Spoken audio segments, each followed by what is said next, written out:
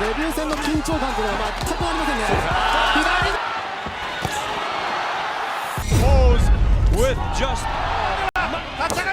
The roar of the crowd rises as the lights dim, their cheers colliding with anticipation and nervous excitement. Out of the mist, a young fighter emerges, not just any fighter, but a boyish-faced prodigy who will soon bend the very rules of combat to his will. His name is Tenshin Nasukawa.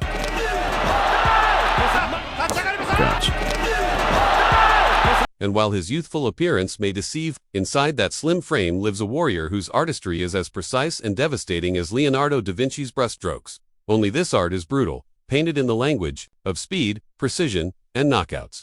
From the moment he first laced up his gloves as a child, he seemed destined for something extraordinary. To witness him fight is not merely to see punches and kicks exchanged, it is to experience a performance. A theater of violence, where beauty and destruction merge into one unforgettable spectacle. Born in Japan, Tenshin was barely 5 years old when his father first enrolled him in karate. For most children, this might have been nothing more than a hobby, a way to learn discipline or spend energy. But Tenshin was different. His body seemed to memorize movements instantly, his spirit unafraid of pressure, his heart addicted to the thrill of testing himself. By the time he was 11, he had already conquered the National Karate Championship. Imagine that, barely out of childhood, and he was already standing on top of a competitive mountain. Yet for Tenshin, winning at home was not enough. The boy with the baby face harbored grown-up dreams, to stand under the brightest lights, to prove himself against the world, and to make a living with his fists and feet. At just 14, while most kids his age were worrying about exams or playing video games after school, Tenshin was stepping into the brutal realm of professional kickboxing. From the very start, it was clear he was not there to learn, he was there to dominate. With blistering speed, unconventional angles, and an uncanny ability to read his opponents, Tenshin began to carve a reputation as a phenomenon. By 2019, before his 21st birthday, the Japanese Wonder Kid had already compiled a flawless professional record of 30 victories, 23 of them by knockout. Each knockout was not a simple end to a fight, but a statement, as if to say, this is not chance, this is destiny. One of his most memorable early showcases came against Argentina's Frederic Roma, a proud fighter and reigning WKN super flyweight champion who had bulldozed 8 straight opponents on his way into the Tokyo ring. He came not to be a stepping stone, but to derail the hype train of this Japanese prodigy. The bell rang, and all eyes turned to the opening exchanges. Roma's determination was visible in his stare, but determination alone meant little when facing a storm. From the opening seconds, Tenshin unleashed a relentless barrage, his fists a blur, his kick slicing through Roma's defenses. The Argentine, who had arrived with dreams of glory, was soon forced into nightmare. His body betrayed the pain, his face betrayed the doubt. Within 90 seconds, Tenshin detonated the finishing blow, collapsing Roma into defeat and adding yet another ruthless chapter to his perfect record. The message was clear. Even champions would fall at the hands of this boy who seemed to be rewriting the laws of combat. But if Roma's fall was a statement, then Tenshin's clash with the living Muay Thai legend, Rodtang Jitmuinon, was a war carved into the history books. The year was 2017, and Rodtang was at his most fearsome. Nicknamed the Iron Man, he was a relentless juggernaut, riding a 13-fight unbeaten streak and feared for his refusal to back down under punishment. Their meeting in the Ryzen ring was billed as a generational clash, the young prodigy against the indestructible legend. The stakes were monumental, with the inaugural Ryzen Featherweight Championship hanging in the balance.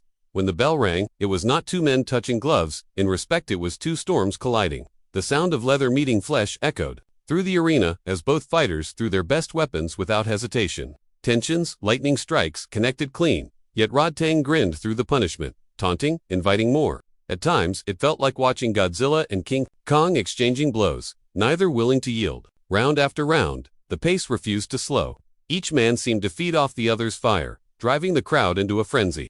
By the final bell, the judges were locked in indecision, declaring the bout a draw.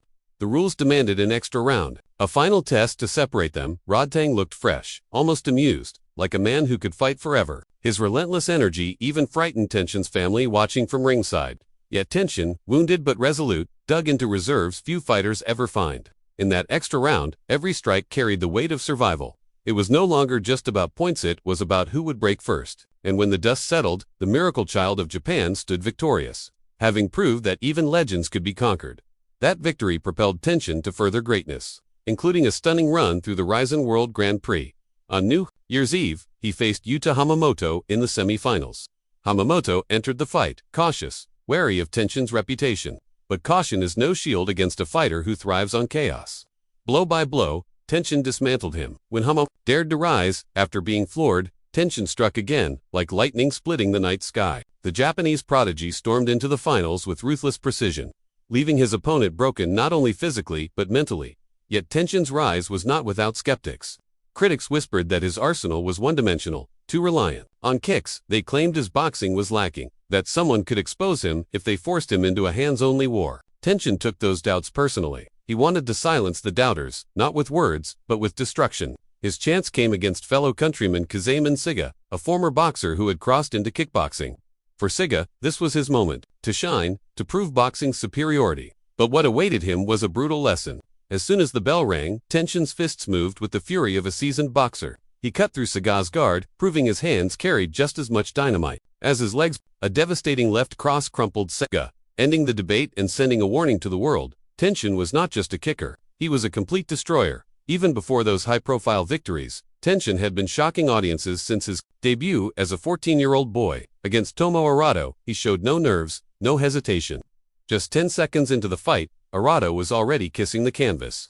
When he dared to rise, Tenshin punished him again, his high kick sealing the fight. In merciless fashion, the teenage phenom had arrived, and his message was simple. Age meant nothing when destiny was calling. His momentum carried into the Blade 2 tournament, where he faced one of the most feared names in Japanese kickboxing, Taiki Nato. At 15, Tenshin was fighting men with reputations built over years, yet he stepped in with the composure of a veteran. Nato began aggressively, but Tenshin's counterstrikes dismantled him piece by piece. Every punch, every kick seemed to drain Nato's resolve. By the end, Tenshin stood not just as the victor, but as a champion, walking away with a new belt and a $25,000 prize. For a teenager, it was life-changing. For his opponents, it was terrifying, because if he could do this now, what would he be in 5, 10 years? Fight after fight, opponents tried to find weaknesses. Argentina's Ignacio Caplanche brought a 14-fight win streak, promising to hand Tenshin his first loss. But fighting him was like trying to catch a phantom. Caplanche swung wildly, connecting only with air, as Tenshin danced around him. When he finally tired of playing cat and mouse, Tenshin turned savage, ripping through his defenses with a barrage of strikes until the Argentine wilted under the pressure. Perhaps the most bitter clash of Tenshin's career came against the veteran Thai fighter Wancharlong Pisenchai. At first, there was respect, but when Wancharlong betrayed tradition by throwing a cheap shot instead of touching gloves, the fight turned personal. Tenshin unleashed pure fury, punishing him with a storm of strikes that made the crowd gasp. By the end, Wancharlong was broken, his reputation shredded by a teenager who refused to tolerate dishonor.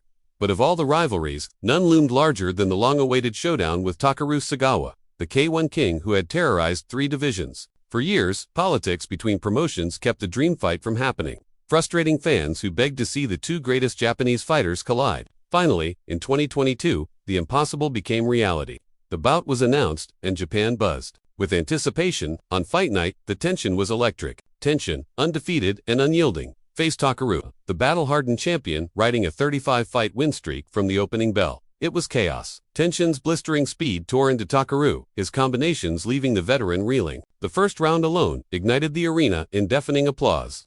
But Takeru was no ordinary fighter. Desperate, he resorted to a headbutt, a dirty trick that left Tenshin temporarily blinded and badly hurt. Many would have crumbled, but Tenshin fought on, wounded but enraged. Like a lion defending its pride, he struck back with ferocity, overwhelming Takeru until finally, the K1 star could no longer withstand the storm. The crowd erupted as Tenshin's hand was raised.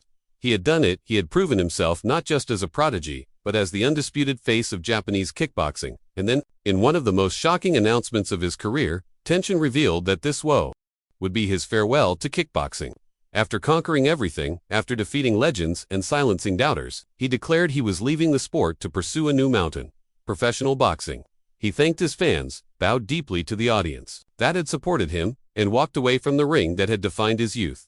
Today, Tenshin Nasukawa continues that journey in the boxing world, already boasting an undefeated streak of victories. Yet for those who watched him in kickboxing, his legacy is already cemented.